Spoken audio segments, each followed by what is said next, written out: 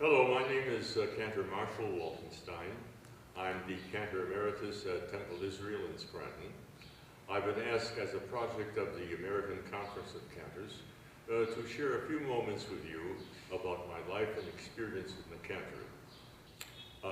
With that, I'll say that I've been in the Cantor for 48 years. I have enjoyed every minute of it, even those that have been challenging, because I consider it the great privilege of my life to have served both the congregation and the community of Israel.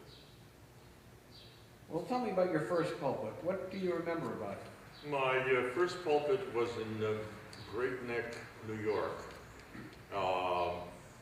It was what I would call the liberal reform congregation, which was in contrast to what we assume reform is now, which it is not, and that is classical reform.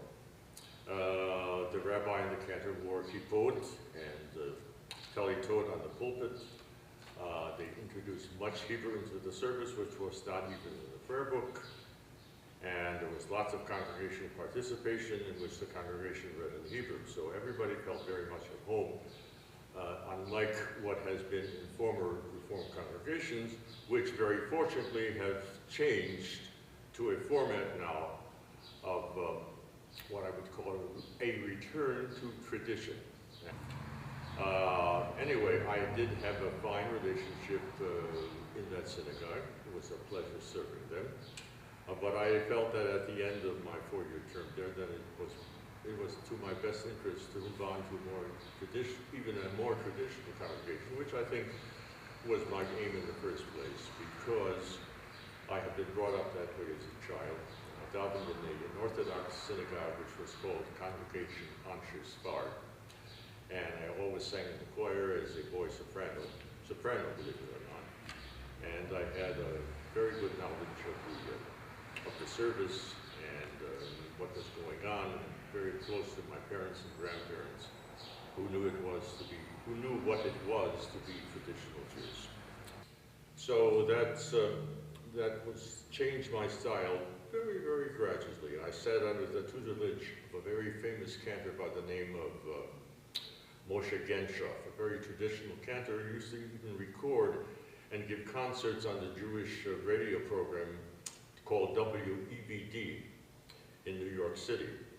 And he was our instructor in Chazanut, all right, in the traditional intonation. He showed it what it was like, not only to sing music from the printed page, but once you got into certain areas musically and also the development theologically, that you should stay in those areas for a while so that your congregation understands that.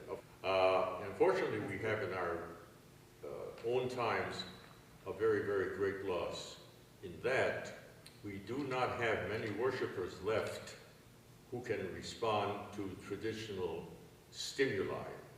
In other words, if I were a traditional chazan and I were davening slichas evening, all right, in a very, very Orthodox congregation, the minute I would say, Ashrei Yoshne Beitecha Yehallelu Chasera, they would know immediately, you would hear a stream of sound come forth. And that's what moved me, to be in a congregation of worshipers, all right?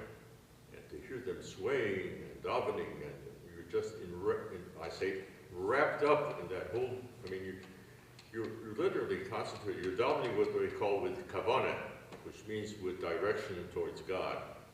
When you first began, were you considered a clergy person on par with your rabbinic colleague? Well, the rabbinic colleague, that all depended who the rabbinic colleague was. Some did, some didn't. And even from the congregation itself, they did not always, unfortunately, look upon the chazan as a clergy person, although he certainly is, and there was a whole to-do in the campus assembly and also in the American Conference about establishing the chazan as a clergy person, all right? But I will end right there and say, but I always felt that I was one. How did your musical style evolve in those pulpits over the years up to today?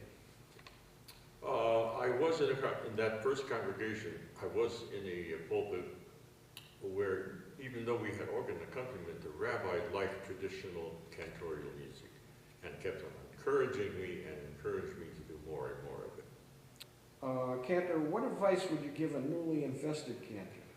I would say first, hold on to your convictions and to your ideals, because you come into congregational life thinking that maybe you're going to change them, and ultimately you're going to have to compromise, all right? Which is true for anybody, all right? You have certain ideas. I know that when I went into Cantor, I thought I was going to lift up the congregation to a high spiritual level. No? So everybody says, what are you doing that for? We want to sing Aleinu Lishabeyachado Nako La Tetetula. And how can you sing anything? An Ein Elohim, that's a beer song, German beer. So you get used to that after a while, right? You know what the sources is, whether they're Jewish or non-Jewish, and you know that Moses didn't sing that out on Sinai, but this is what they consider traditional. But you should only go so far, when you go so far that it doesn't become you anymore. All right? In other words, you have to take a stand only on those things which really make a difference, and not what I call the klinikites, the little things.